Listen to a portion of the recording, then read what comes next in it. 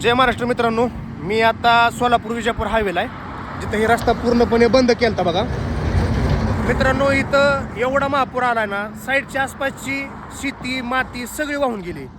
ही बघा, तुमच्या बघितल्यावर लक्षात येत असेल की इथं काय राहू शकते मित्रांनो. ह्या बाजूला तर काहीच नाही, तुम्हाला सांगतो. पलीकडच्या बाजूला तर असलं काय काय झालंय ना, मी तुम्हाला दाखवतो. हे बघा मित्रांनो, शेतकऱ्यांच्या रानातली माती वाहून गेली. ही सगळं खडक आहे, खडक आहे मित्रांनो. ही तुम्ही कडपर्यंत बघा. अहो, शेतकऱ्यांच्या रानामध्ये माती जर नाही राहिली तर त्यांनी पिकवायचं कसं?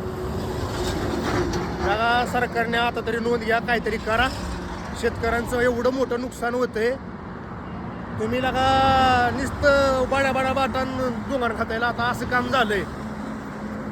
पंजाबमध्ये हेक्टरी 50,000 दिल्या तर शेतकऱ्यांचं एवढं मोठं नुकसान आहे ना. पाऊस आला तरी नुकसान, नाही आला तरी बी नुकसान.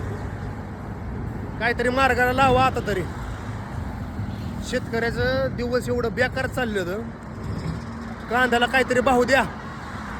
लोकांचं सगळ्यांचं माती वाहून गेली, कांदा राहिला नाही. माझा तेवढा 3 एकर कांदा आहे आता.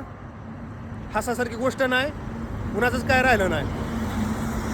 असू द्या, सरकार लक्ष राहू द्या शेतकऱ्यांकडं. वर नक्कीच तर पुढची बसून लक्ष, काय उपयोगाचं.